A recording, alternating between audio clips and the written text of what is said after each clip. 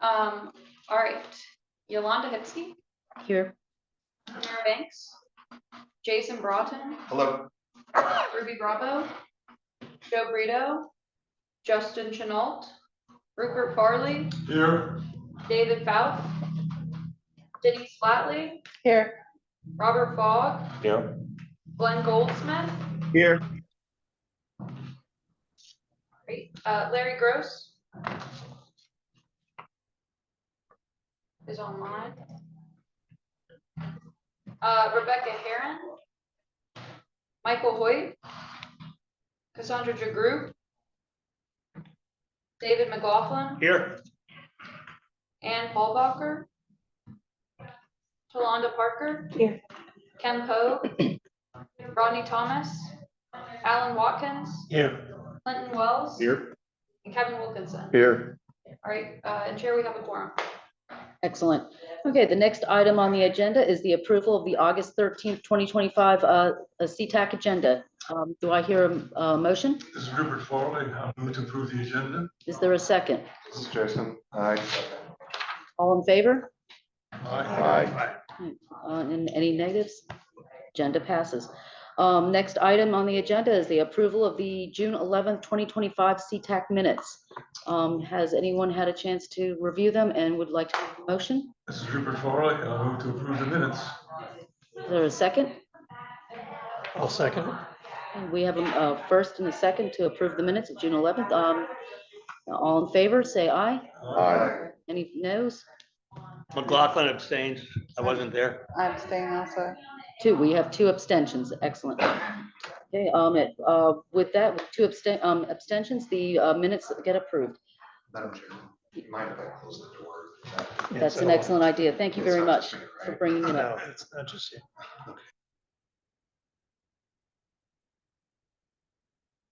Thank you very much for bringing that, because I would not have been aware of it. Next item on the agenda is public comment. Do we have any comments from the public? Any public who would like to speak today? I'd like to ask a question if I could, Madam Chair. Yes, sir, please do. And just state your name and My name is Marcus Garcia, I'm a Lee Hill resident, Baltimore County. Just a brief question. yes, sir. When does this board have the next action, is there next action on the bridge study on the crossing? We have made our recommendations and we have passed it on to the policy committee. They have made a they basically made a recommendation. And I think it's now going to the counties for adoption and approval to incorporate into their transportation plans. Is that correct? Dr. Right Wright? now, we've been directed to add it into our long-range transportation plan. And the next step is actually the consultants are busy finalizing a draft document as well as incorporating the appendix, the supplement materials and all the public comments into one document. So that should be coming hopefully within the next month for the public to start to be able to ask.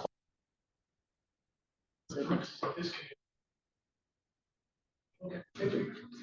But we should be getting something in about 1 month from the consultants. It will be posted on our webpage here. Not necessarily CTAC, but for It has a dedicated website on our banner. So. Any other comments from the public? Yeah, public comments from anybody online? Correspondence? Okay, next item is the VDOT and transit report problem. Any? So I attempted to put this into the website report a problem, but I don't know if there's an AI tool or something that's triaging those. It got sent back that it was actually a CSX problem because it was Benchmark Road there at mine. It's a kind of a two-way stop on Benchmark. And so what happens whenever there's a train, the people that have to turn right going south or the people that are turning left going north, they have to stop for the stop sign and can't move. And then people jump into the oncoming traffic lane and then sit down to go around. It's a pretty big safety issue, but also, it's just an accident waiting to happen. And they're getting more and more brazen about when they start, and now it's like around the bend. So there's no way they can see if anybody's coming this way. I tried to recommend, a cheap solution might be bollards along the center line.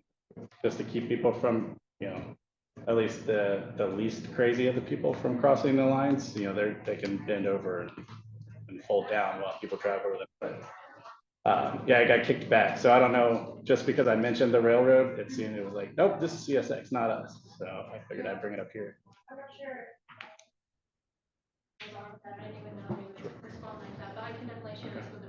Thank you, appreciate that. And you were speaking of collards on benchmark. Mhm.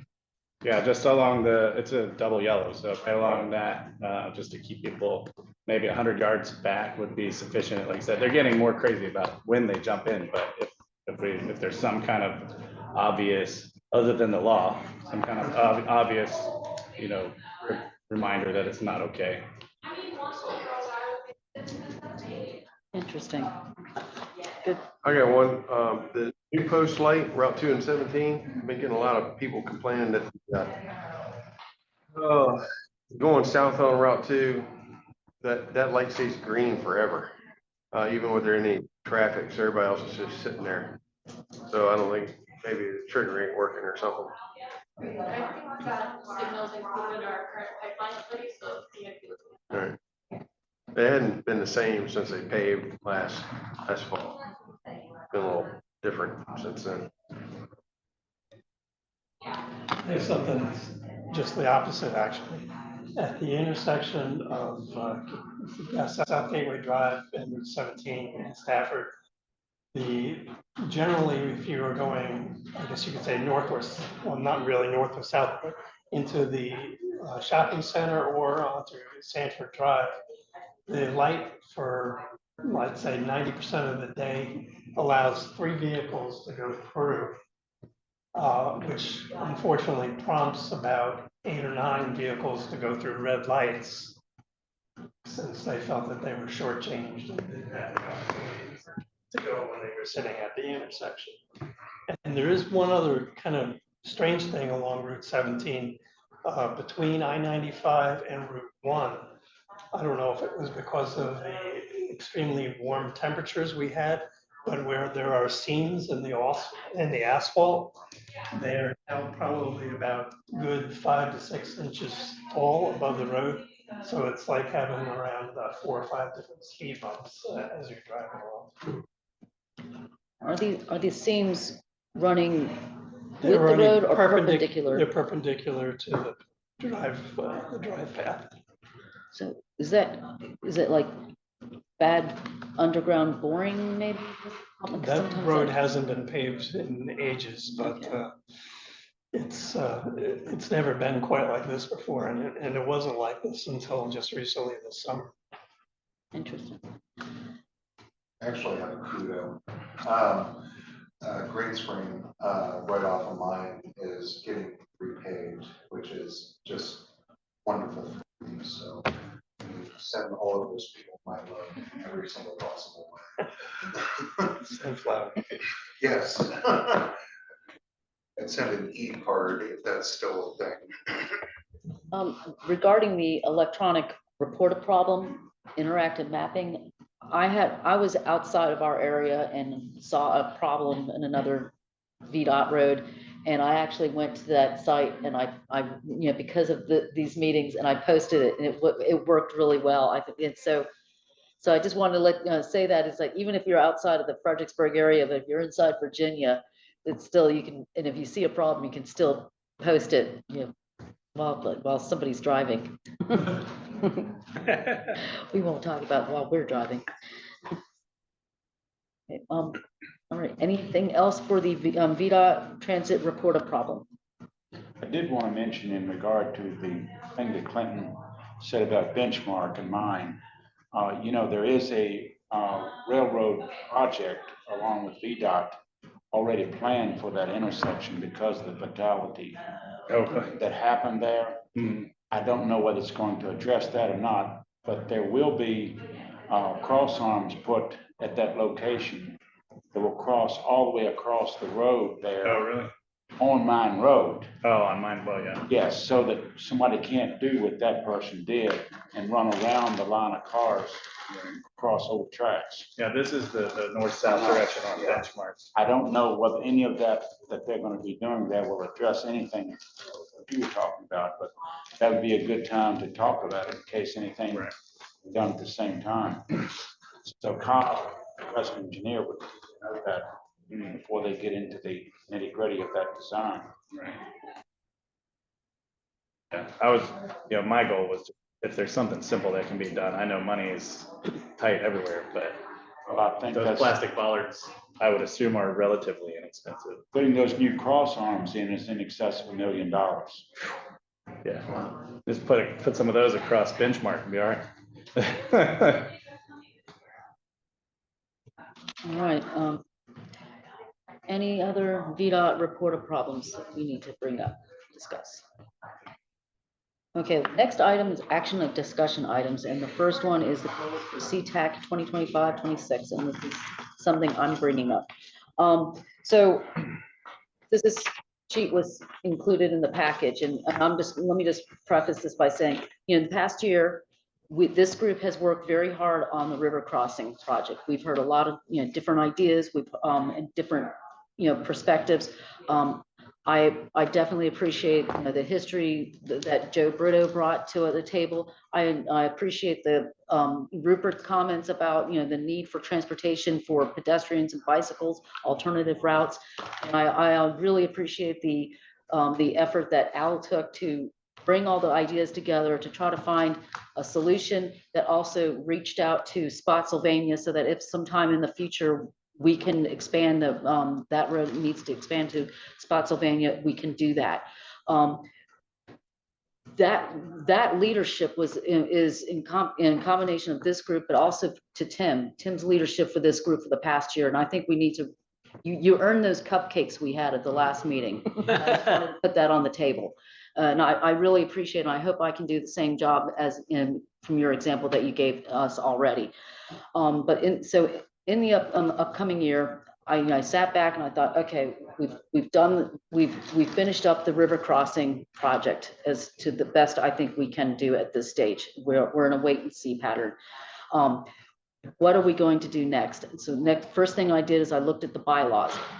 I couldn't find any that was for this committee, but our bylaws are embedded in the bylaws, and I didn't bring my copy for the policy committee. And I actually just went ahead and copied it on here. It's section 2, and basically I highlighted that the purpose of CTAC shall be to provide citizen input to the policy committee and to disseminate information on FAMPO project programs, policies to the residents of the region. So basically, we have two main functions. We're to provide input from the citizens policy committee. We're supposed to feed up, and then we're supposed to feed information from the policy committee and disperse it to everybody else. And so after thinking about this, I wanted us to try to figure out what we should be doing next. I also reached out to the upcoming chair for the policy committee, Will McIntosh, and I'll be attending the policy committee meetings. We are members. Dr. Rideout can explain. We have it's both the chair and the vice chair. The chair or your designated Or representative. designated. Okay. Yeah. Thank you. So we are members of that committee, but but before I go there, I wanted to reach out to this group about your ideas about what we should do next. What ideas do you think that where should we go next? I certainly don't have the answers. I gave last month, Tamara and I gave a presentation on healthcare transportation. That's just an appetizer. That's just to get your minds thinking about something new and different and what we can do. That's certainly not the answer. I don't have the answers. You have the answers, but together we're going to come up with the best answers. And I'd like to take those best answers and take that to the policy committee to make sure that we can get their direction, the leadership, so we can move forward. So I put this on the table. Something to provide. I try to break it down into the main things. Is that to provide citizen input on policy committee. We currently, the chair or the vice chair will attend the monthly policy committee meetings. And we occasionally will provide reports or presentations to the policy committee. We did that several times in the past year under Tim's leadership. Al gave presentations, Joe gave presentations to the policy committee on river crossing. The second thing that we do is to disseminate information on FAMPO projects, programs, policies to the residents of the region. Right now, we distribute information as received, like under member reports. I've, on some of the regional committees that I've attended, and I'm not saying that this is the answer, but some places where I've been to where I've seen everybody comes in with kind of a, everybody here has actions and activities that they do outside of this group. I didn't realize, but Robert Fogg, but last meeting you talked about when we were talking about healthcare transportation, you mentioned, I think it was aging, that you work with, or a specialized group that, I didn't realize that. That's, that's I work with the homeless shelter. the homeless, I knew it was something, yeah. It was a group that needed healthcare transportation. I apologize for missing. And Tamara has helped in a couple of cases already. Exactly. That's the connection. So I'm hoping that we can, and I'm wondering if maybe one thing we could do is just every month under member reports, we could have everyone kind of say, I work with this group and this month we're doing this and this and this, or we're doing these kind of activities, and that might make the connections between organizations. I'm just throwing that out, spaghetti on the wall, what, just spitballing, whatever you want to call it. I'm looking for ideas from this group, and together we can come up with the best ideas possible. Then there's some other things that have been supported by the bylaws is, do we want to have an onboarding package? One of the things that they say is, do we want to do our own bylaws? I don't know if we need to do that necessarily. Do we want to promote maybe some other safety programs, state programs? Dr. Rideout might be able to give us some direction and guidance on that. I don't have those answers. I'm looking for the group, and I open at this time for any ideas. Leila, I might have had a little trouble hearing him. Are you suggesting that we do not have bylaws? Because we do. Well, we have CTAC specific bylaws. Is that what we're talking about? we have our bylaws that I could find are embedded in the policy committee bylaws. No, we have CTAC, go to the CTAC page, or our bylaws. We've debated them and changed them over a couple decades, and yeah. Add that up. Bylaws and CTAC right there. Okay, well, I take, Debated. yeah, They're linked in. that's the, It's the same thing. It's in the. Yeah. Bylaws. okay, yeah, Yeah, okay. okay, Maybe it's a semantics thing. yeah. Okay, I'm sorry. All right. Yeah, sorry about that. Bylaws. Maybe, do we want, I mean, and I'm not saying we have to do that, but do we need to update these? Do we need to, what do we want, what activities do we want to do? And what things do you think, what things can we do that would help us to provide citizen input to the policy committee and to disseminate information from, on FAMPO projects, programs, policies to the residents? One thing, I don't know what execution was, but we could work on plans for staff or whoever to fill in these seats. We do have several vacancies. How many vacancies do we have? On this particular board, or Yeah. in general? Go right here. So, Yeah, so really, I'd quietly say we're actually fairly good, at least historically, in a good place right now. Really what we have is that Caroline County, although they have folks appointed, they have not shown since I've been active, and that's now 3 years. okay. Normally we have 1 or 2 kind of absentee folks who are appointed at the counties, but generally speaking, most folks attend more than half the time, and it's usually well above 70%. So that's, we reach out to the jurisdictions every year with the attendance of, here's where everybody is and how they're participating. If we know that there's somebody who hasn't showed up for a year, then we ask them to reach out to their representative and say, hey, you're not representing the jurisdiction. So we do that. I think in some cases it's a little bit different between the jurisdictions. because I know Spotsylvania has a very active transportation committee. And y'all also serve on that board and this board as well. Stafford actually, its committee is defunct. I don't think it's meeting at all. So that hasn't, I haven't really heard much. The city kind of goes ebbs and flows as far as activity goes. It tends to be a little bit more closely connected to their city council members. So I don't know if they have a specific advisory, but they also have more transit activities happening. So it's slightly Yes, different. yeah, And I believe it's up to the localities to, once they receive the information, to kind of police their appointed people and to, seek representatives to replace them if they're not going to participate anymore. yeah, that's, Yolanda, because I've been on this committee for a while, I applaud your instinct because your instincts are right on. We've grappled with this in the past and we have not made big changes. And how do you effectively do these two functions, our main basic function? And we need to work on it. It's hard to do, but so yes, I agree. Whatever we can come up with would be better than what we're currently doing in some regards. I'm not making a generic statement. We're not doing what we're supposed to, but to improve in these areas, there's definitely room for improvement. Yeah.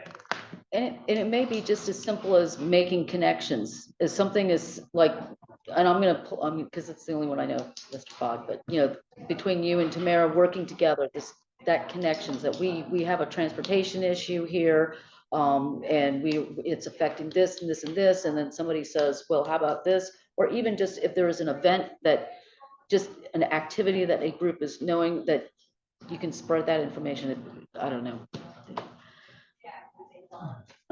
Yeah, I would like to be educated on the bus routes and how that can function with our transportation system. In the future, I'd like to see maybe a presentation on it and maybe some proposed routes or old routes that didn't work out and they were changed. So I think, if we, put it all together, I think that would be better for us.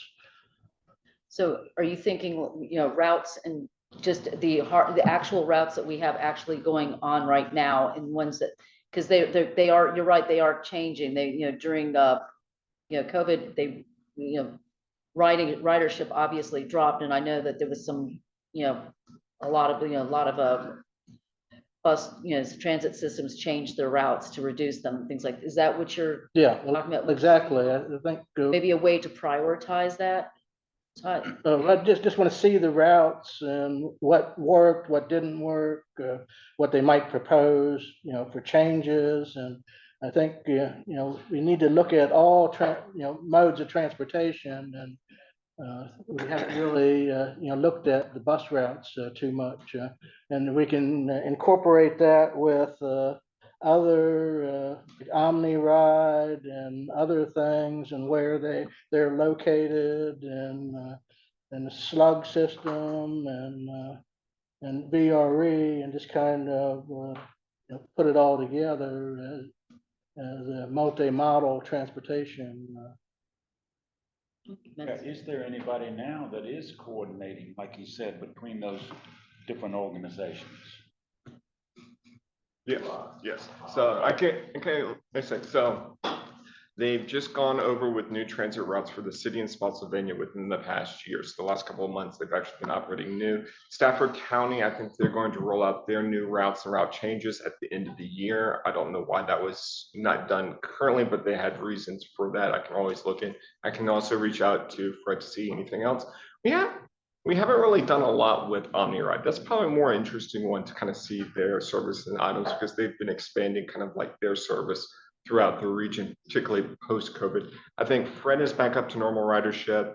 OmniRide is back up for the most part. VRE is the oddball. Is that they're still a little bit lower than their pre-COVID times, but generally speaking, that tracks with their kind of user base.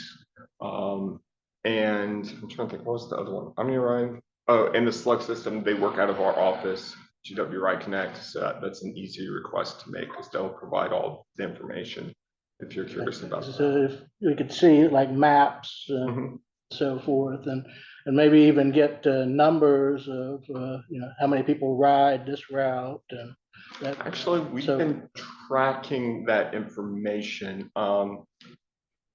That was in the June policy committee meeting, correct? When was Ian's, was it June or May? We'll pull that up. I'll do that, Talking about ridership this month. too. Okay. Yeah, we are actually tracking all of those. We can bring that information down, but that was just an item that the policy committee requested to be reported to them for the administrators report. That it would be to our benefit to just put it all together. If I could just add on that a little bit, I feel like, for one, King George is usually not the priority in a lot of these things that we're doing here, but 50% of the people that work on Dahlgren don't. So we don't have the bus anymore, and I think there's an opportunity for improvement outside of our county.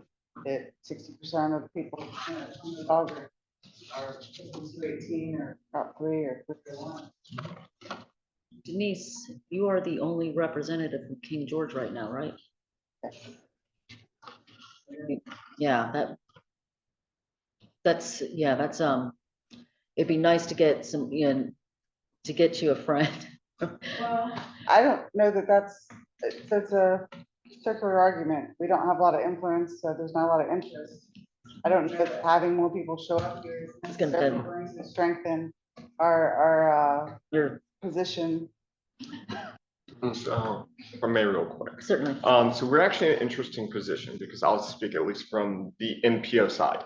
You do not exist within my workload because the MPO and the way that the feds dictate this is that the urbanized folks can only look at urban, the rural folks can only look at rural stuff, unless you're dual timing and you have to keep track of your hours like LEDA does rural planning as well. So in theory, it's the GW Regional Commission is the part that kind of absorbs some of the kind of urban rural communication between the two. That being said, at least early on, I guess earlier within this committee, it was felt valuable to have both Caroline and King George do it because a lot of the stuff that we work on definitely impacts King George.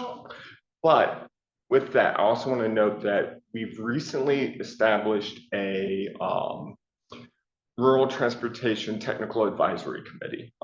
Basically, it's King George and Caroline County only. So it's like, sorry, Spotsylvania, we know that you're a lot of rural out there, but this is for these 2 counties in particular to talk through issues along with VDOT. So that's kind of the focus on King George, Caroline County issues and project development and say safety concerns and needing. So I can pass that along. They just had their first meeting last month. When was that? Like end of January or July.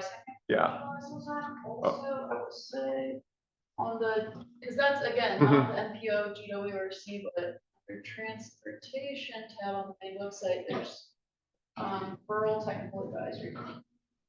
There's on the page about it. So I will get you in the loop because I think that if naturally just in this the jurisdictions represented in this committee, it's going to probably be more Stafford, Fredericksburg, King George, but we are also very well cognizant that our impacts don't just happen inside this area because you're 100% correct on. Not only have we got people outside the county coming to Dahlgren, but I mean, we have to come to Fredericksburg for most of our medical, big shopping. So it's important, I think, that we are represented here as well, because this is where we come to get things done. Are there presently buses or vans that make the run to Dahlgren like they do to Northern Virginia? No. No. Not unless it's a informal carpool, but no, the transit offerings. George declined. Fred used to, I think, run out there at one point in time, but that was a huge shutdown. I can tell you, people I've talked to in the county are interested in it, and I think you can also talk to the liaison as well on base and see what needs to be done to get them actually through the gate and everything. I think one of the downfalls is once you're on base, there's no interconnected transportation, so it's hard for people to get from building to building. There used to be one. There used to be a bus. And then, of course, now with everybody reporting back to work, that's an issue getting in there, isn't it? It is. And then they have to drive a mile or 2 to get to lunch. You know, they have the same problem, Tucson, base, which is across the river. With that, number one is they were trying to get, I think at one point they were trying to get those, capital bikes, I want to say capital bikes on the base, bike, yeah, some kind of bike share. And even though they had the town right next to them in Patuxent, which is like, what is it, St. Leonard? Can't remember, in Leonardtown, but it was right next to them. They had a real problem with getting transportation off the base, you know, for lunch and things like that, even though it was much closer. I've been to bigger bases, so I don't mind Dahlgren in the scheme of things. It's not like Belvoir or anything like that, so. But for us, it's traffic. It's the same problem, different place, but same thing. And rural transport, you're right that in the rural areas, it really highlights when you're missing those pieces, the transit, you're missing the healthcare, transportation, commuting to work. So I think it kind of highlights my suggestion a little bit, right? Thank you for the point. Yes. If there are underserved, we have vacancies on the board, those are more voices that could make those connections that you're talking about. So I don't know if, again, I don't know how the execution looks, but that might be a good focus, is trying to find ways to encourage additional, especially in some of the, I guess, I won't call you less than, less, what'd you say? Lower priority. Lower priority, I won't like, but the less represented areas that are still impacted by all the decisions that we're talking about, so. What would be good too, since we're talking about, there are a number of people here who are on the Spotsylvania Transportation Committee. There are other people like Joe and I who are very involved in a number of different things in Stafford and so forth. And even if it's in our particular agenda to do things for member reports, actually come back and provide some feedback from what's going on within those other groups that we are participating in. That would be good to at least get it out there in the open and so forth. And I think almost everything that we're kind of talking about goes back to what Rupert has heralded over and over and over again, and is the only way that essentially, without building a million different roads, is to try to create different modes of mass transit so that we can wind up using that instead of having such huge volumes on our roads. The river crossing and things like that will help, but we know it'll only be a temporary thing until it becomes a problem again. Until, I guess, society changes the way that they approach things, we're gonna continually having to deal with these kinds of problems. It would be nice if we can get examples like Rupert has in the past, providing where mass transit does seem to work in certain locations. It's certainly very difficult in more rural areas, but we need to be able to do something because we just can't keep building forever. Well, just for the record, I've never proposed mass transit to the rural areas. I feel like mass transit is a tool that you can use to develop urban areas, rather than react more like what Joe was talking about. What I'd like to see the committee do is pick up the ball that the General Assembly dropped several years ago when they proposed UDAs. Anybody here remember the UDAs? Still have Yeah, them. we still have them. Pretty bad. Urban development areas. The General Assembly had a moment of common sense that I appreciated. Somebody down there figured out how to use the calculator and realized that urban development areas where people can walk to do everything are a whole lot less expensive for the taxpayer at the state level. So they encouraged all the high growth areas to try to direct their growth into urban development areas. But just encouraging wasn't much because they didn't respond in a way of tools to accomplish the job. I think They did in the comp plan, to have congestion pricing as an alternative to expanding capacity. Congestion pricing would encourage more developers to do their development close to current transit and close to current population density. They also didn't require developers to provide transit as part of their packages, along with lights and sewer, water, and so forth.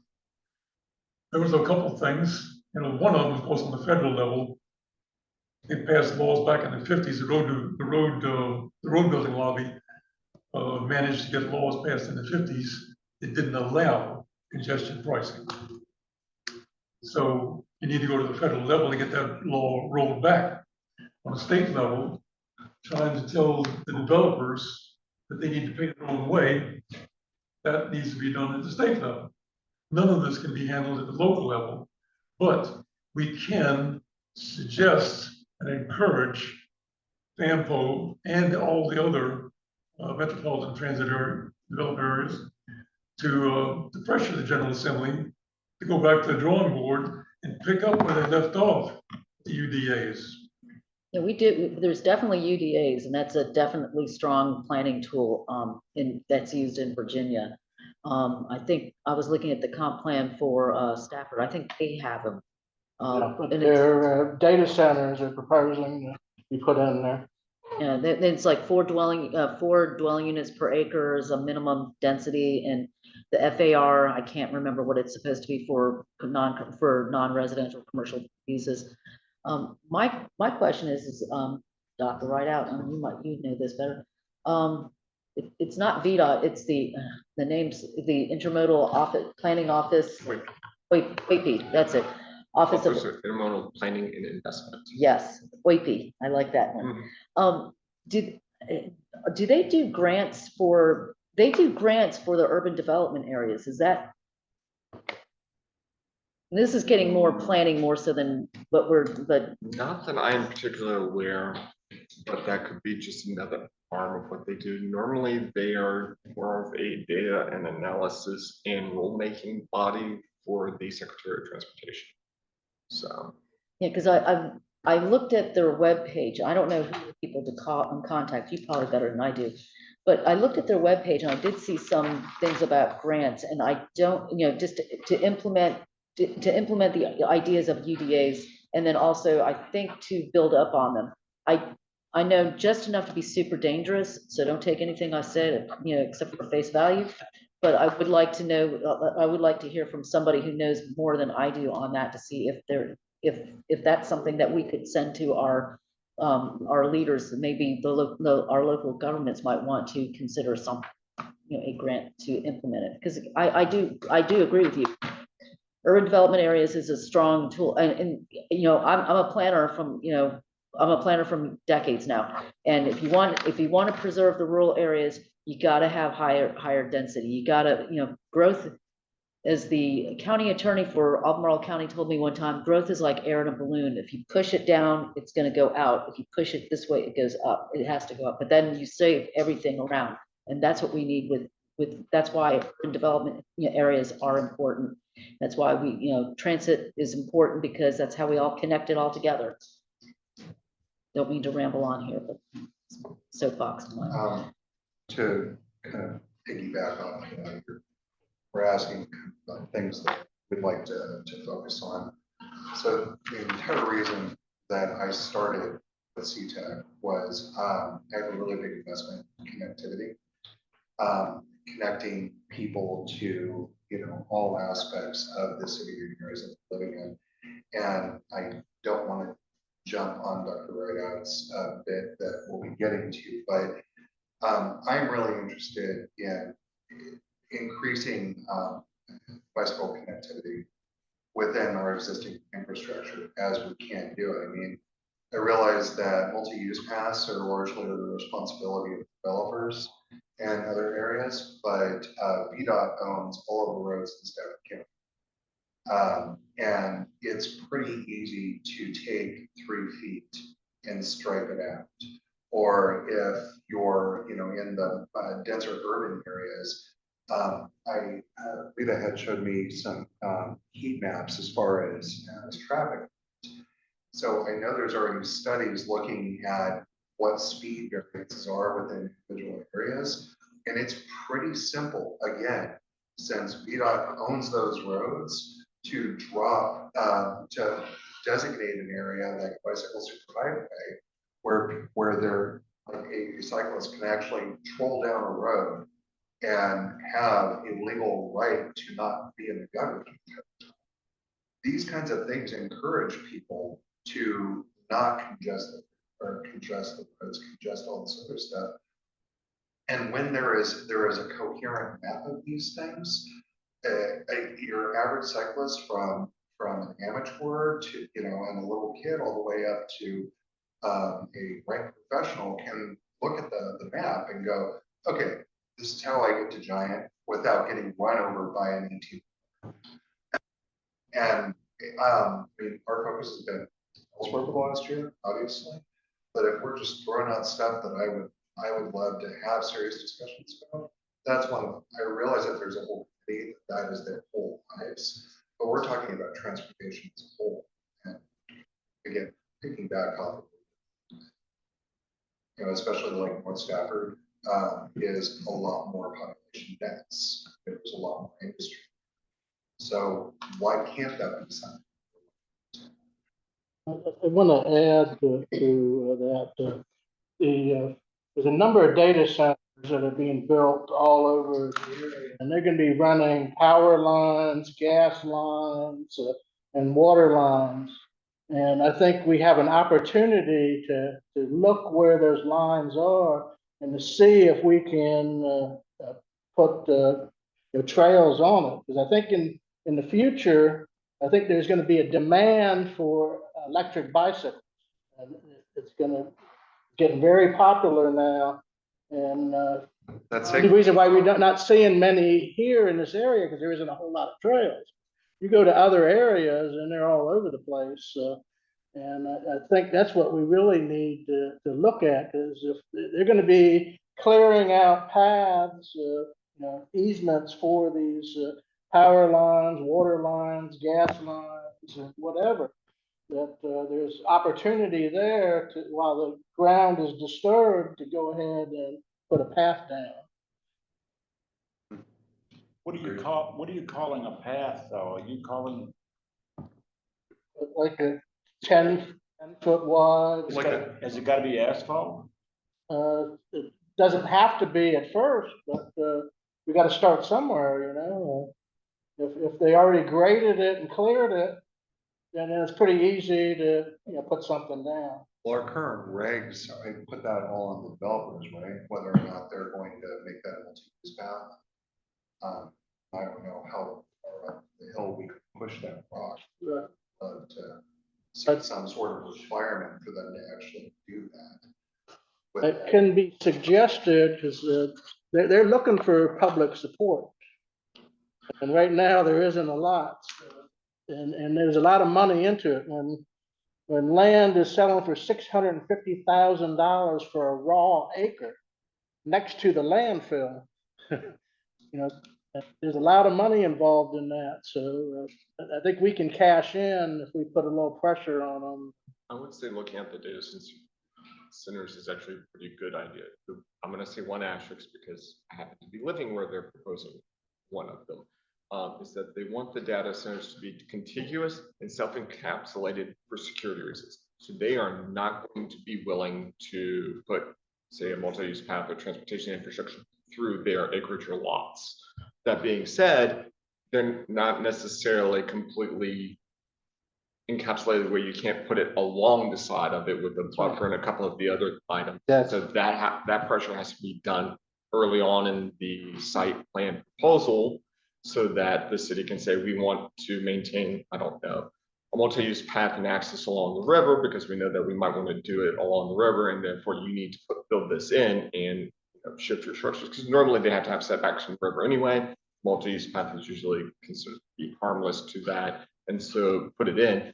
The trick is if there are huge, gigantic transmission lines, they're not going to have the path running perpendicular with it. It can cross it. It's just not, you're not going to be running underneath the kind of the fire clear zone. So that's another kind of challenge those as well. That's kind of a good point. As long as they're using the land for the purpose that they're by right covered, they don't need any buy-in from the community, which I'm also similarly situated near one, proposed sites that we went to, representative and they said, It depends on the jurisdiction and how it's Yeah. currently zoned and the type of infrastructure going in. So if it's already zoned industrial, then it's kind of hard. But if they're rezoning agricultural or another use, even commercial areas, then that rezoning can actually trip kind of the ask of what the jurisdictions can do.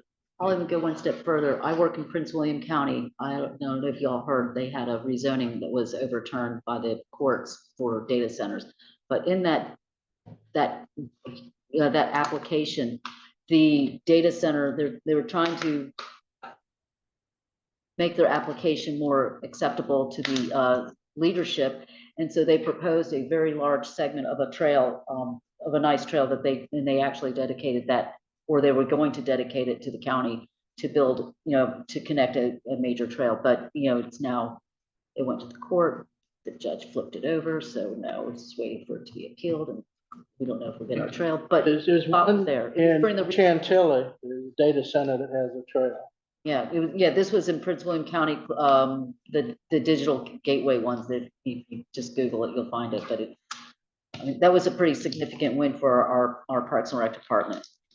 Well, there's a significant difference between people who are biking recreationally or who are biking for transportation. Absolutely. And so a meandering trail by the river might not be the efficient way to talk about paving. If somebody's trying to get from here to there and there's mud and grass, etc., that's not a transportation trail, right? That might be recreational depending on how they ride. But it's difficult when you talk about all these bike trails because there's two. You're absolutely correct. And if you talk to the horse people, they'll tell you there's 3 because they want places for the horses. Well, the reason I asked Joe about that, about whether asphalt, concrete, whether it's gonna be chips or whatever on it, is because in Spotsylvania here in the last year or two, we've kicked back a lot of sidewalk projects because of the amount of money that it's costing to put in sidewalks now. And because we don't have the money to build the road projects that we need, we say, if we don't have money for the road projects, what in the heck are we doing spending all these millions of dollars out here building sidewalks when we need the roads? There's different pots of money there, so it doesn't necessarily compete. Not when we're putting Spotsylvania County money heavily into these projects. It's not. It's our money. And the state money is our money too. So we've been, and not only that, but was it last meeting? I don't know whether you were there or not, when VDOT told us that in the next 10 years, if construction costs keep going the way they are, there won't be any construction money. It's going to cost that much just for maintenance of the roads we presently have, unless something is done about the funding. And that's when you ask about what are some of the directions that we need to go? That worries me more than anything else right now, is we've seen projects that 2 years ago, we got an estimate on that was $20 million. And now they say if we build it next year, it'd be 65 million. And if we wait another 5 years, it might be 150 million. And we won't be able to afford it. The question about the river crossing, we can talk about it all we want now. Where's the money going to come from? And even if it's 200 million now, 10 years from now, it might be 500 million. And there again, where's the money going to come from? Unless we find some other funding sources. Or we stop building so many stupid roads and start being able to walk. More prioritized. Reference previous conversation. But you're absolutely right, because that was the VDOT funding for construction, that was the same argument that was made in the early 2000s that led to some legislation in like what, 2008, 2007, 8, 9? Because the construction cost of the roads was going to exceed the maintenance. Oh, no, excuse me, I had that backwards. The maintenance of the roads were gonna Yeah. exceed the construction. Yeah. Sorry about that. So that's when Smart Steel started. Yes, It's when this toll road was approved. And this, But to add on to him, the data center discussion and his cost discussion is, I think I mentioned this, but I'd like somebody, whoever at VDOT is the guru on telefees. Okay, because our rural roads, a lot of our funding on that is from telefees, which is where Verizon or somebody rents the right of way, supposedly. I like to see the numbers. But here we got, I'm sure everybody's seen it, you got guys boring down the side of every road right now, and it looks like spaghetti. Drive to Thornburg, Oh, yeah. I mean, and both sides, and listen, I've been taking through to King George recently. it's gonna cost a fortune, because my understanding is if VDOT widens Route 1, then they pay for whoever's utility it is for them to move it out of the right of way that they let them use in the first place. If that's the case, that's called BS, you know, you should get your own damn easement out there. Put it in your easement, okay? Rather than renting the right of way that we know I mean, Route 1, yeah, from Massaponax all the way to Thornburg now, you done. Because they just ran a 12-inch gas line, a 16-inch water line, and a daggone fiber optic line that looks like spaghetti. And it's down every road. It's not down, and then the other thing, 17 bypass, they ran it down the very side where they own the right of way to put the 4 lanes in. They didn't run it on the side where we don't have to improve. They ran it on the side where we're gonna improve. And I don't know who's watching the store on that. It drives me nuts. I run around and Me watch too. it. They saw it on It's 17. gonna cost a fortune. Yeah. I mean, I did a job down on Route 1. There's 2 telephone lines marked by Miss Utility. When I go to put storm sewer in, there's 8. oh my gosh. You know, of course, I don't know what's alive and what's dead, but Verizon comes out, oh, no, that one's dead, that one's dead. It's looks like spaghetti, I'm telling you. And to put them in, that's why everything costs so much. That's why we can't afford anything. It's because we're moving that crap all the time. That's why new roads are a lot easier. I just did a roundabout, Chancellor and Old Plank, took 6 months for Verizon to move their line. They had to do it 3 times to get it right. And I built the thing in 3 months. Did the road work in 3 months. So, getting back, just wanted to, to provide citizen input to the policy committee, disseminate information on FAMPO program policies. Just, I just want to make sure, how would we be able to tie that, the telefees, all that back to that, just hearing about it, education? Paying it, how it's coming. Think about, I said this in the meeting, what's the combined population of Fredericksburg? 350,000 people, right? All total, 4 counties in Fredericksburg. Every one of us have a cell phone, paying $100 a month. That's $35 million a month Verizon getting from us. Okay? And we got to pay to move their line out of the right of way? Yeah, you're right. I see, I see what you're saying. How would you address that? Would that be like a? Well, VDOT, somebody at VDOT knows what's going on. Yeah. I don't know what telefees are. If they're 1950s rates, then maybe we should up it to 2025 rates. And if it's the data center people who have these 10 lines that they're boring everywhere, I'd like to know what they're paying to rent the right of way. Okay. Interesting. Then they're right up beside the interstate too. So when you go to widen the interstate, same thing. Yeah. They're all right there. Sounds like you got the answer to your questions here. Education. Yep. Education of this committee so that we can do those 2 things. Yeah. And then those presentations can go on the website and do the second thing.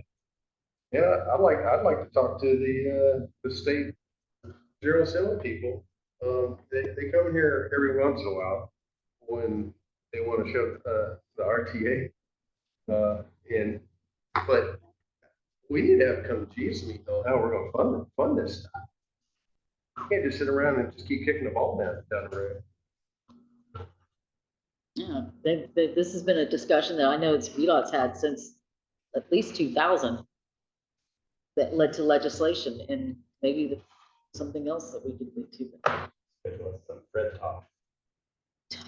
I think we could all benefit from education on how many different types of funding sources there are. There's got to be at least a dozen, if not more, and what the criteria is for each one.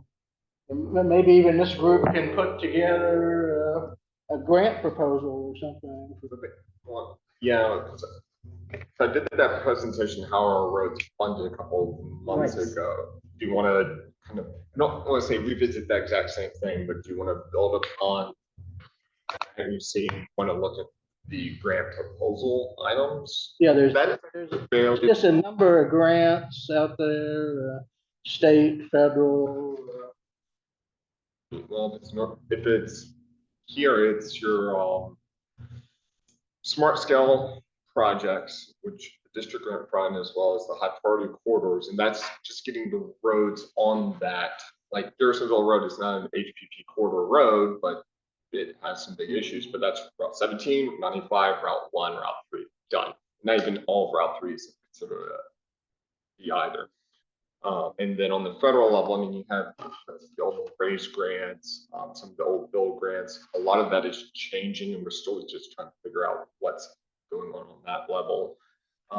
But even then, I think there might be only one or two projects, like the Brook Road reconstruction is one of those projects that got the this is a project, is literally the acronym they use for that. But it's a raise grant type that's supposed to be to mitigate, problematic section. But even then, that's fairly sparse as far as funding. Then we have our CMAC STVG, which is $6 million a year, but not a lot. So, And what the safety grants or safety fund? there are like Safe Streets for All, that type of, and they do. I think we just put in the a grant for about 27 million. That's for Spotsylvania County primarily. There's some Stafford and City items in there as well. But again, that's like we get an additional 27 million, but for the region, that's not a lot of money, particularly for major projects. But we can basically sit down and go through the grant funding that we're eligible for projects. That's something that we work closely with the jurisdiction staffs and be out with. So then there's the whole transit side, which is kind of different. Yeah. So that might be, another topic.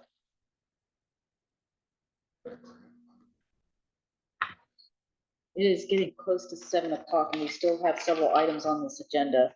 So I didn't want to spend the entire night, but I think this is a really good conversation, and I've been taking notes because this is exactly what I was hoping, is get everyone talking about different ideas, and so we can move forward. And just to summarize, I'm just going to quickly summarize. Let me ask you this: is there anything else any other ideas or topics that anyone feels that we should consider pursuing or thinking about?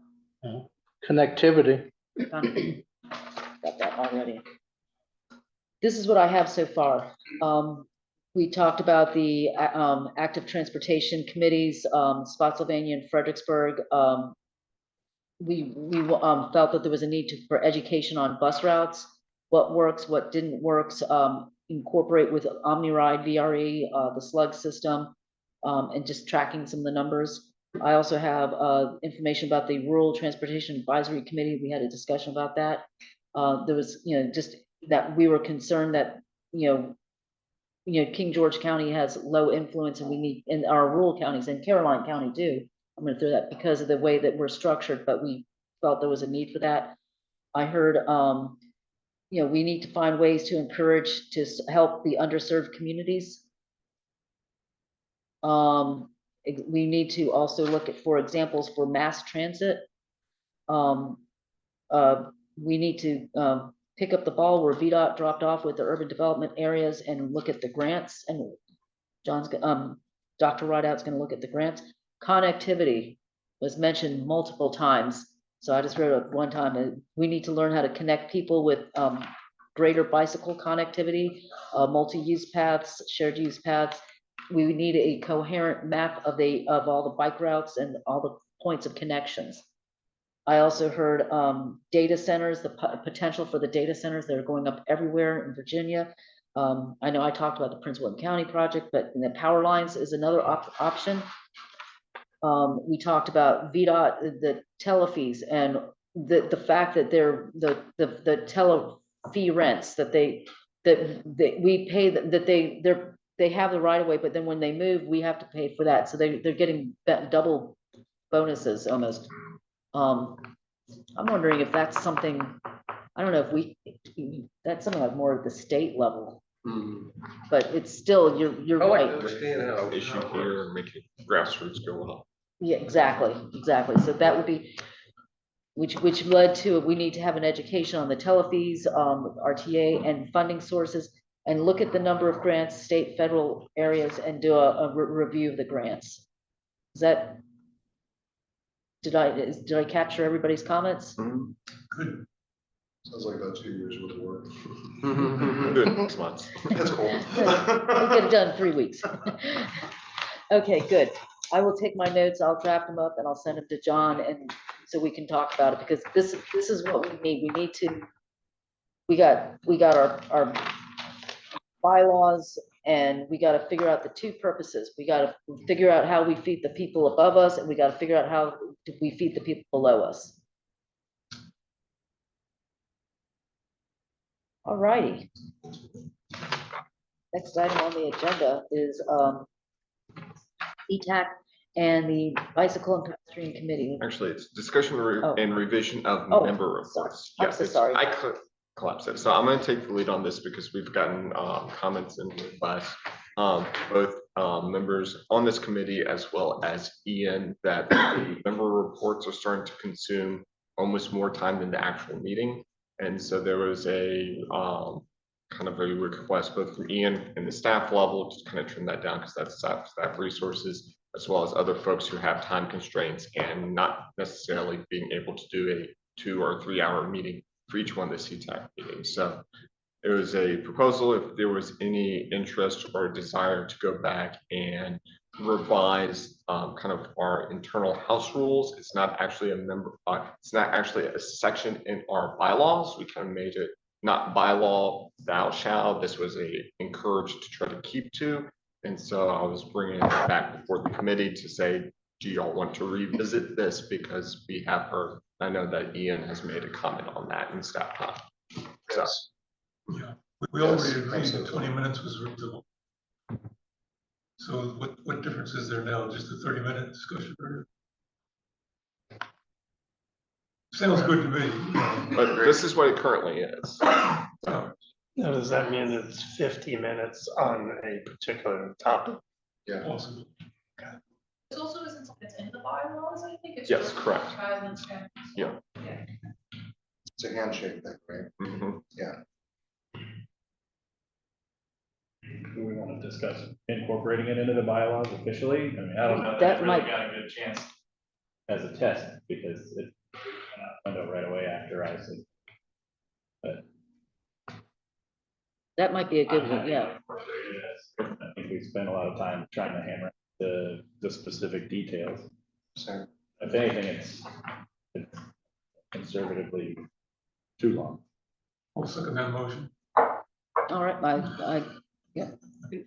I will develop a draft of the bylaws with this now incorporated as its own section. so we have a motion on the floor to incorporate the member report parameters into the bylaws. The motion has been seconded. Any discussion? Any other discussion? All in favor? Any discussion before we vote? No, I asked if there was any discussion. I'm sorry, do you want to go? Do you have a point? I mean, would you like to? I did, yeah, so So this is in our bylaws, but we're just separating them. I want to understand the motion. It's That's not actually No. incorporated It's into not the in. bylaws yet. was never been incorporated into the actual Right. bylaws. Okay. So now this will not get anywhere near making meetings shorter or longer. I agree with this, but presentations by members, 20 minutes plus 30 minutes to allow this, that's 50 minutes right there. And we can vote to extend them. So I don't know what it'll accomplish. I like the idea, but I'm gonna vote for it. So yeah. I had mentioned this earlier, but when I've attended regional meetings with multi-jurisdictions, people coming in talking, one of the things I found really helpful under what they call members report is everyone just says, hey, yes, I'm here in this committee, but I also work with this other group here, and we're doing this thing over here. We're having a shindig over here, or we're doing this project over here, and then just the connections that are made. My question is would that be something that we would want to consider doing, and where would we could do that under, I guess, member reports or public comments, or yeah. So basically amplify maybe section, is that what you're? During that would be member reports. Yeah. Member reports have just kind of evolved into kind of presentation time. Right. And deep dives into And- specific items. And what I'm talking about is something very Specific. very actually loosey-goosey, really not specific, more of like, hey, just want to let you know that, I've been working with the Boy Scouts, and we're gonna do this bridge project over here on this project, and then somebody says, oh, well, my bike team was thinking about something over them. I'm drawing it. So I think that's a great idea. However, once we start introducing that as a regular part, I'm a little bit concerned that this whole 20-minute, 30-minute thing ends up like going completely off the rails. Because like Dr. Reddick was saying, some of us don't have 3 hours to sit. I mean, some of us, I want to go see it. I'm sure everyone else does. So it would be, I mean, a limiting factor to that concept for my idea would be like, okay, we'll have all these people discuss things, but we are spending no more than like an hour and a half at night. Yeah. Like exactly. we have to cap off how much of our time that's occupied. Yes. Yeah, and the initial motion, I don't remember exactly. when But I think that the 20 minutes, we should get it. I mean, if you can't, 15 minutes, if you can't get your point across in 15 minutes. Yeah. Yeah. I'm looking at it that way, and then to have, if they wanted an extension, another 15-minute extension, that way everything's confined to 30 minutes. Yeah, that was the original proposal, so say it was originally shorter, and then we were kind of in the heat of the bridge discussions, and I think maybe that, some people wanted to be able to have more time for that in general, but the intent originally when I made the motion was as much to protect the person that's presenting and the time, and honor the time that they spent creating that presentation, which was fraught with interruptions. Yeah. As much as to protect, the general scope of time for an individual meeting. I know that. Well, now, if they know that they've got 20 minutes, then they prepare, they know they've got 20 minutes. Should we buy a gong to stop Well, them? I want to clarify though, that when you're talking about, things that are going on in our individual lives, organizations, like, I don't expect that to be 20 minutes. No. For everybody at the table to talk about their Boy Scout or, whatever group you help. That's not the kind of member report you're talking about, right? No, I'm talking about probably no more than 15, 20 minutes for the entire thing. Everybody, you spend, 3 minutes, you spend 3 minutes, you spend, that kind of thing, just not a long report. And I'm wondering if we allow people to have that moment, those few moments, maybe that will, minimize the need for the larger reports. The other thing with the reports is with the member reports, how we do it now, and this is just me talking, but someone told me, like, somebody was very busy. I heard this from somebody, like on some kind of like those improvement classes that your boss always sends you to, or at least sends me to. You're not sure what it is.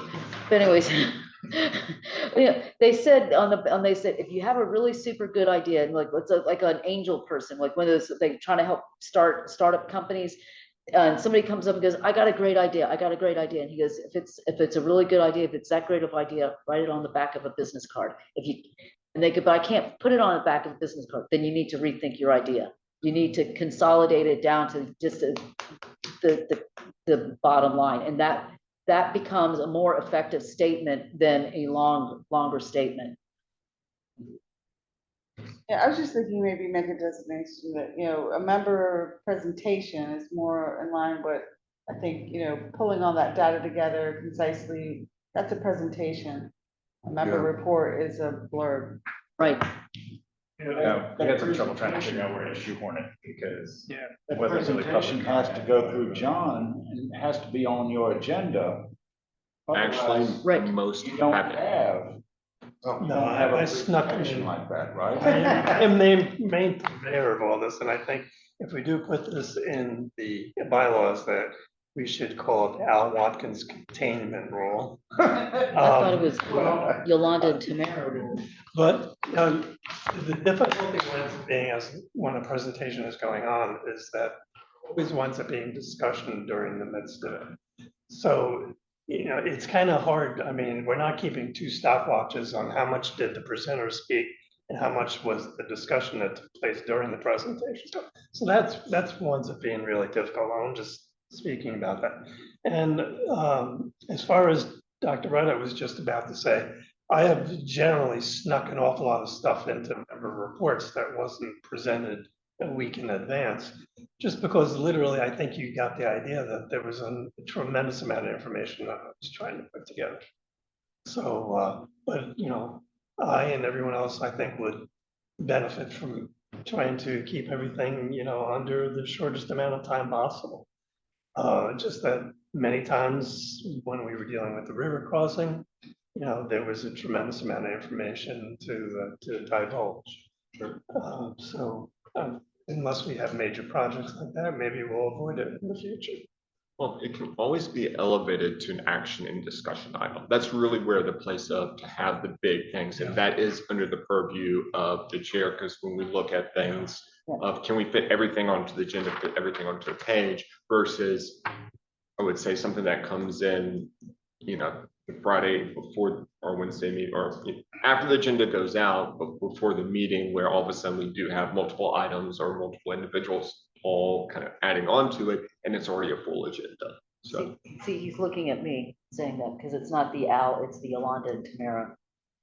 no, Because we were late, and Yeah. that's the other thing is, I mean, it does put a strain. I do recognize that I'm guilty of this. I put a strain on you because we were waiting to get the presentation to you the last minute, and it was very difficult for you to juggle getting the agenda out and putting all that. I recognize that I'm guilty of that. and I also provide like the information to the captioners ahead of, so they have an idea of the flow, like there is kind of a public component to being able to get the agenda out early. Or, the full agenda with all the information that we're going to talk about 3 days in advance, the public can review it, that we can coordinate with some of our partners so that they have the materials the best we have them in that given time. So am I hearing, and I'm asking the group, am I hearing from what Al just said and what I said, am I hearing that maybe we could also consider having 2 items, the member reports, which is the quick around, and then if we feel the need, have a member presentation, and that would be the longer, more thorough discussion of a topic? That's the way that's my first thought, because, I mean, if I have a blurb, I don't think it needs to be sent ahead of time, So I think if the member report is just us having a small input, might not need this criteria. And many times in member reports, 75% of the people don't have anything to present or offer. When the short one-offs, some of the members have used the public comment time, right? We're still members of the public as well. But I think we would want to encourage during member reports that everyone try to add to, our agenda or to the topics that we're discussing. something that they did that related to transportation. Any other ideas on that? There's one thing I would like to ask. Generally, when presentation being presented as a PDF, as you've noted, in the past, I have also tried to consolidate them time-wise by turning them into like a movie, which takes a substantial less amount of time.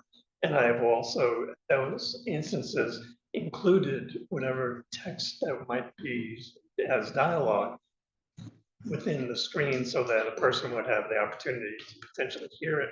And then it can also serve as like a closed caption because the text is a part of the movie. How does that fit in with what we're proposing here with the 20 minutes and the 30? I mean, I understand that a lot of people trying to make that effort to turn it into a movie or something like that, but any ideas? Harder for members to interrupt a video, so. Well, it's kind of hold your questions. Get it under 20 minutes. It's kind of hold your questions to the end kind of thing. Right, yeah, I mean, The situation. like I said, I mean, some of it is, there are times when there's constructive commentary in the midst of a presentation, and there's sometimes when people just need to sit down and color while somebody speaks to them. And, you know, it's not always clear which, you know, to everybody, which time is which, self-included. So the idea is segment. I would recommend that if it's a presentation, it should be done in the discussion the action and discussion items. And if it's a blurb, it should be in the member reports. It's okay if you use a visual aid or something relatively short that says, hey, this is what I'm talking about, that's fine. But if it's kind of let me walk you through, you know, the Brook Leland VRE station thing and here are all the fine details with it, that's a discussion item and that needs to be elevated, which there's additional requirements we can do versus a blurb in member words where I'm saying, yeah, this stoplight or my soccer team, Embry Mills, noticing this issues with multi-use paths, balls flying, whatever it happens to be. So I think there has to be like a reports, it's short, quick, it's a blurb.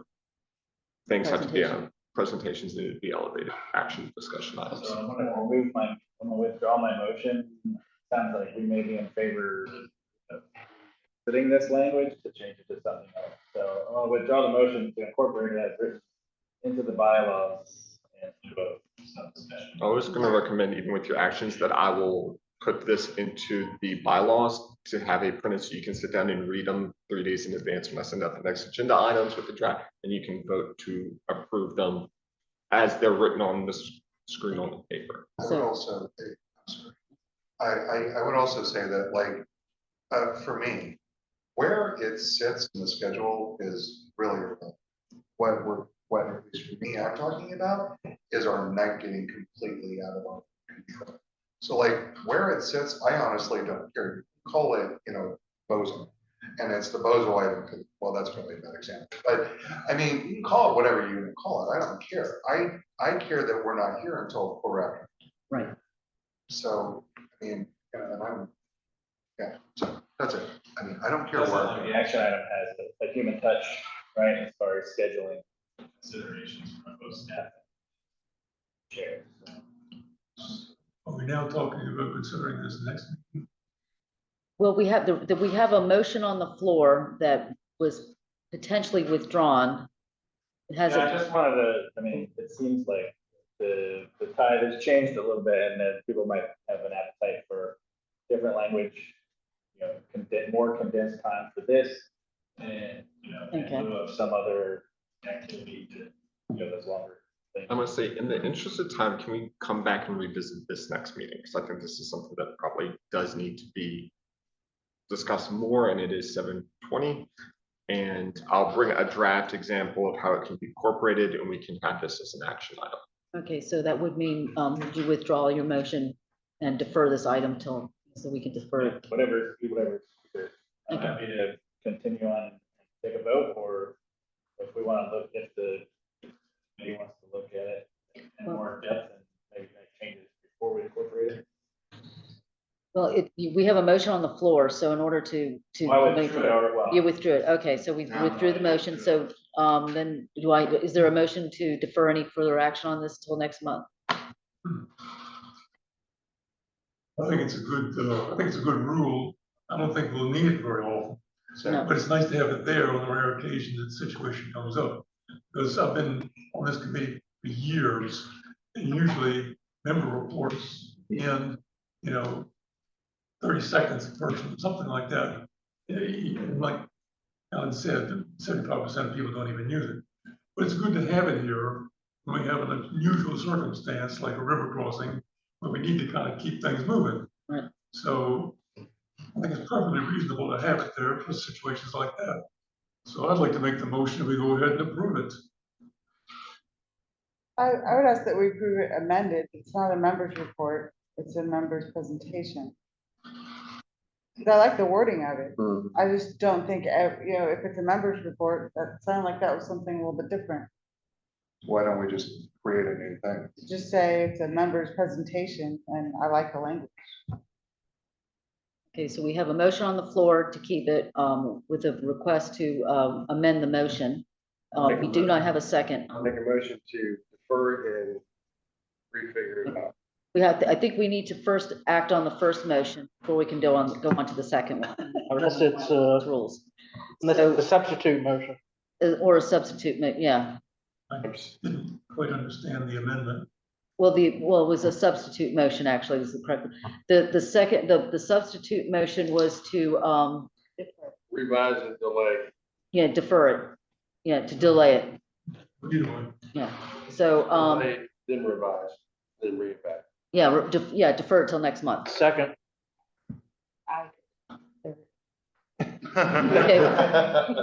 Okay, we first, I'm just trying to make sure I remember my Robert's rules. We first have the first motion, which I think was withdrawn. Is that correct? Okay, so the second motion, have a first motion to defer, which was seconded. Okay, by Joe. Okay, favor? All right. That took less than 20 minutes.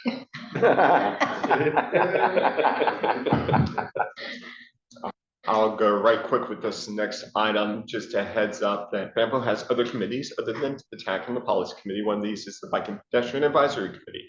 Currently, they're actually underrepresented from the citizens aspect. It's a combined committee that includes staff from the jurisdictions as well as those appointed by the counties and the cities, as well as federal agencies, like the Dog and Heritage Trail is one of the representative. And so what we've been noticing that while we do have folks who are on the committee, our general attendance for this has been basically jurisdiction staff. So it's turned into a smaller jurisdiction staff type meeting. So we're coming to y'all to say, hey, can you get out the word out? Anybody who's bike pet interested, who might want to sit in this, we have representative spots open on basically all of the potential jurisdictions because we have at-large and the counties there. I was also going to say if anybody from CTAC's interested, I would say recommend attending one of their meetings and kind of get a feel for it, particularly if you want to recommend it or reach out to your jurisdiction to be dual appointed. What is it? It is the first Thursday every other month. So they meet 6 times a year. They are unique. Yeah, it's only one meeting every 2 months. So workload is a little bit less and different for this, but they met last July, so they're going to be meeting in September, which would be their next meeting. If you're on the FAMPO mailing list, you'll get a notification as well as they normally put it on the monthly agenda list items they do. But give you a heads up, they've been basically barely trying to just scrub a quorum of only a handful of people, and so they really need kind of more citizen engagement because it's literally 5 jurisdiction members, maybe Jim Lynch is there or VDOT will be there, and then it's a couple members. And so I'm putting in the CTAC. Reach out to your community, or if you're interested in at least sitting in, definitely take a look at that group because they go into the nitty gritty of a lot more of the bike and ped issues within the region and across all 5 jurisdictions as well. So does the localities appoint, or is it? There is one at large as well as the localities appoint. So right now, I'm September. yeah, every single jurisdiction, save Fredericksburg, has a appointee citizen rep. I So- think I'm gonna do that. I'm gonna go sit in on that one. Great. Because we were talking about connectivity and this is it. Yeah. Yeah. So the city could actually still be represented if it's the at-large position, so. Yeah, great. Okay. Awesome. All right, staff reports. Next item, staff reports, Sorry, technical jumping in. advisory committee. Technical advisory committee talked about the CMAC STBG and carbon reduction fund grant methodology. So that's going for the policy committee. This meeting to open public comment. So this will be coming back to y'all that if you want to weigh in on how these funds are distributed, that's an upcoming item. Probably the bigger, they talked about smart scale as well, and they're going to be setting up a smart scale subcommittee. So there's going to be an additional public meetings that are going to be available. It's for the jurisdictions to sit down and discuss what projects they're going to propose to the state through smart scale for funding of various items. The other big discussion was Weldon Cooper, the University of Virginia, their demographics and population projections folks came and gave a presentation. We're often kind of singled out as being a very high growth region. They basically said, yeah, no, duh, you are. But we went into more methodological approaches as far as predicting our population increases in the region out to the future, because that often has impacts on things like smart scale and transportation funding, because you're scored based on your population projections 10 years out into the future. So that was very interesting. I can bring that information back as a deep dive if you want at a future meeting as far as being it. But we often have to interface with elements of, I would say, VDOT central office or OEP or other ones who are saying, well, if your growth is much, much faster than anywhere else in the state, and then we show them this big graph that says, yes, we are literally like twice as fast as anywhere else. So don't discredit us when we say it. But the other item is that it's actually boils down to Spotsylvania County, our local projections, and this is what we're asking Spotsylvania to come back with. The local projections are much more aggressive on Spotsylvania, basically returning to growth parity with Stafford versus Weldon Cooper. And it's because of the 2010 slowdown in growth in Spotsylvania compared to Stafford. Stafford's been consistent. It's been a little bit more fluctuating, but in 2010 it slowed down. But because of where that slowdown in growth happened, it's actually impacting future projections because the last 10 years become very important. Since then, Spotsylvania has kind of grown even faster than Stafford, but it takes time for that to slowly work its way into its population projections. So that's going to be a continued item, but just note that the discrepancy between population projections actually kind of boils down to Spotsylvania of about 20,000. Stafford was 6,000 off, City of Frederick spot on, Caroline King George spot on, but that unique thing of is Spotsylvania kind of going to grow faster than Stafford. So that's what they discussed. For the policy committee, they met in June. There was a lot of administrative items, but they did basically tell our consultants in BI that their preferred local alternative is option C. And they directed the consultants to work on that as far as some of the smart scale engineering and examples that they're going to do for it. This doesn't mean that all other examples are out, as you'll see hopefully in the draft report. Option D is out, but option A, B1, B2, and C all move forward. Using option C as kind of the tip of the spear as going for funding and for our plans in the future. So this is our preferred alignment for now. When we get to the NEPA process, we're going to have this discussion all over again, and they're going to look at even additional potential routes as well. So that's kind of where they are. And they're also going to have a big meeting this in next week, next Monday. A lot of tip items are going to be on the meeting that's going to be opening public comment. That's in the future agenda items. So you're going to see like, it's going to be like 15 different tip actions that are wild going to y'all. So we're going to have that open, but they are also going to be discussing, is this the safety items? I'm trying to think of what was on that agenda now. But in any case, we'll have a couple of new kind of programs and items coming up and available for that in the future. And then finally for staff reports, complete streets, I'm gonna hand that over to Leah to kind of give you an introduction, because it's something that we're working on and we just want you up to speed on this information before we come and drop a big thing next meeting. Yes. No, I'm incredibly thrilled to present this to you all this meeting. Given the conversation you all had earlier today, this link just takes you to the little primer on what complete streets is. It's a really helpful reference and points out where it is in the federal legislation, how it applies to us, what is a complete street. So really, the idea is here, I think that you can come cruises at your own time. But FAMPO is working on, oh, let's see this word, yes, connectivity, wow. So right now we are working on a complete streets plan for the region, and are also seeking to get input from like as many people as possible. Right now I am planning on presenting to the Disability Resource Center, hopefully the Public Transportation Advisory Board, trying to get on the agenda for the Spotsylvania Transportation Committee, of course, all the FAMPO committees, but I've been doing preliminary work just figuring out what a complete streets plan in our region will do, how it will be a resource, and also doing some inventorying of the existing conditions. What does our network look like that we're working with now? And again, essentially the main definition of complete streets is that multimodal transportation system. It's taking into account not just the roads and the cars, but public transportation and active transportation. And so this little primer is just to get you thinking about next month when I'll be coming back to you with a more substantial presentation, similar to all these other groups of stakeholders that Carrie and I are going to be presenting to around the region. For your input on what this plan should be, the preliminary planning work we've done so far, give us your feedback, and assess if the existing conditions as we have them mapped are correct. And so for a little sneak peek, I've been working on a interactive map of active transportation infrastructure throughout our region, that also incorporates transit, like all the bus stops in our region, train stations, and park and ride lots, that some of which are serviced by OmniRide. So anyway, I've been trying to do a lot of good work to make this cool, but in order for it to really work and be a valuable resource for our community, that'll take much more input than just what I'm thinking. But you know, from you all and from our technical advisory committee, our bike pedestrian committee, and other people groups throughout the region.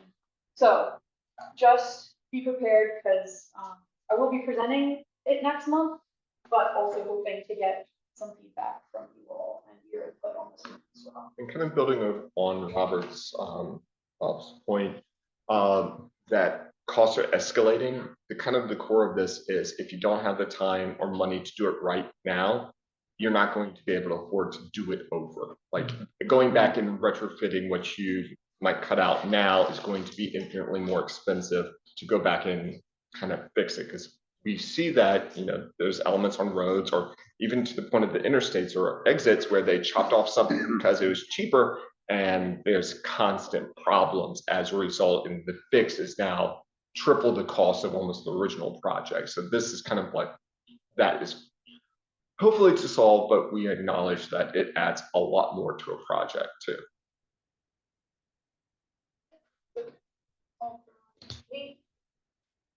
Awesome.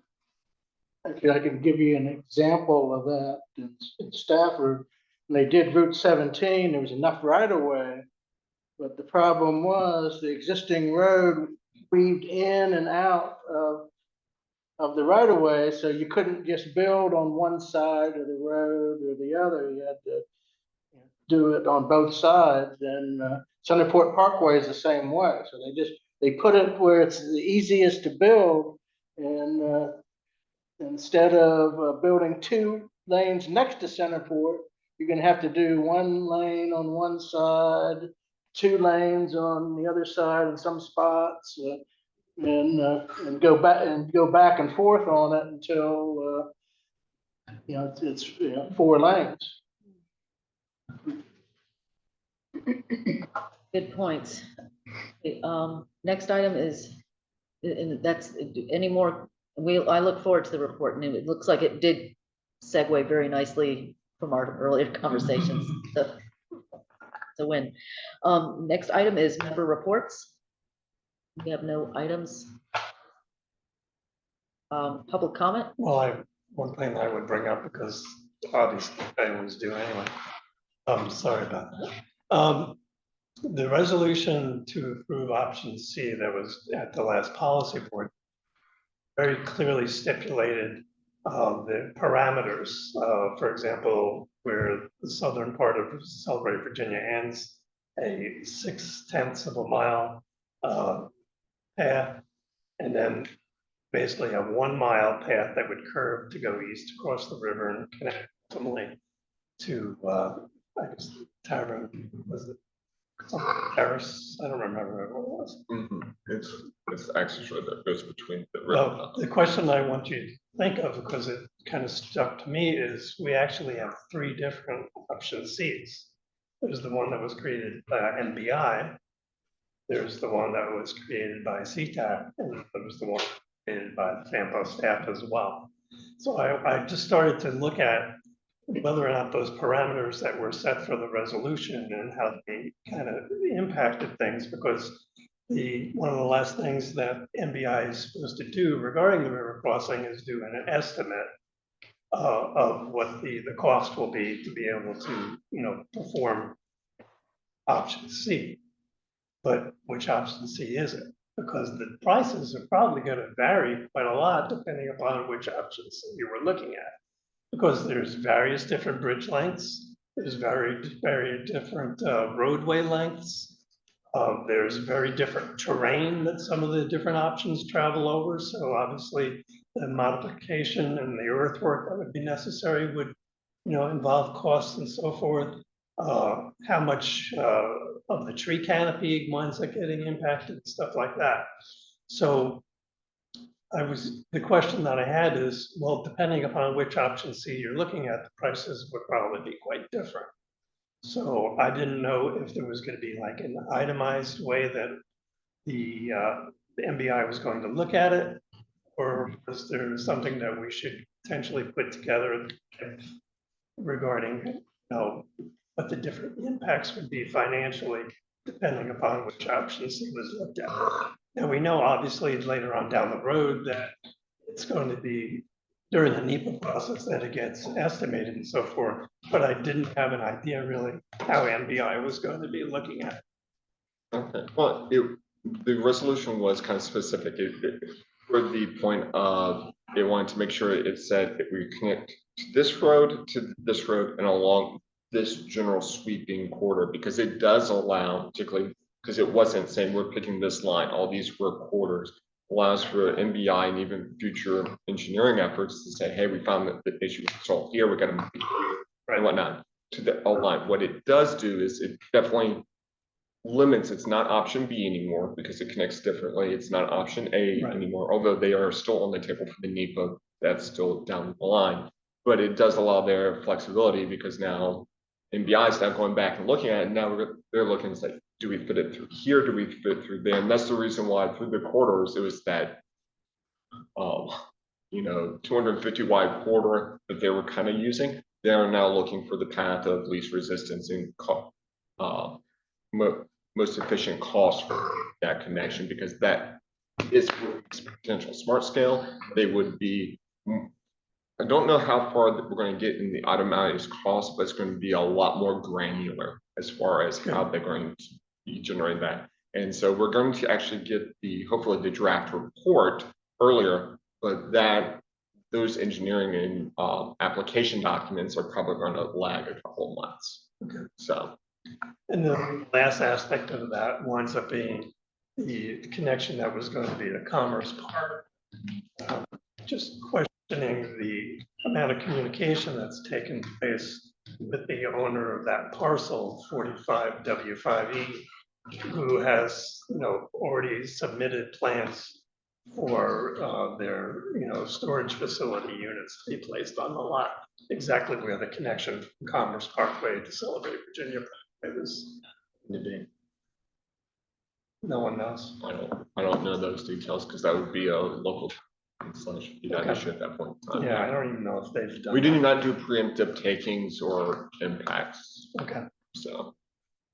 So do you think that that money would come from Smart Scope? That is an avenue for the funding. I don't know if that's going to be, normally these large projects have to be kind of stitched together through multiple funding sources. If it is going to be something that's like a raise or build grant or some, or type, what used to be Tiger, there's a lot of different kind of federal programs that roll it out every so often. But that could be an avenue, it could be some local avenue, it could be, there are multiple funding sources. Smart scale is probably an option just because that's kind of where a lot of the smart scale things are. But even then, that it's going to be a unique project as new facilities are kind of difficult. Smart scale, it's a lot easier to do. We're redoing the South Point intersection with the jug handle. That's a little bit easier to do when you're trying to figure out the impacts of a brand new road or connection. They also look at, well, why don't you just widen 17, Route 1, Route 3? It does have the same impacts, costs, and analysis. It gets a little bit more technical on that, but I don't know exactly how far down the line that's going to go, or if it's going to be something that's elevated. I think they're going to be relooking at the 95 corridor again, kind of like how Interstate 81 has a corridor plan, as well as dedicated funding for that corridor. And so that could be kind of a similar option, but it's kind of too early. Like just right now, getting it into the long range plan, it's not even in our constrained long range plan. So that's kind of sitting in the out years. As that, depending on the political feasibility, the funding structures that we have in place, and our other needs for other projects, will determine how far and quick that project moves up into the pipeline from a long range plan kind of wish list to constrained long range shopping list to grant applications, funding, and getting dedicated funding for it. So it's still out there, and yes, costs keep going up. And when you say long range plan, you're talking about really long range plan. Yeah, so it's 2050, so it would be in an out year. So it'll be saying we're going to build this by 2039 through 2050 in our current long range plan, but we're about to go out to 2055. That will be next year. You and I won't ever see it.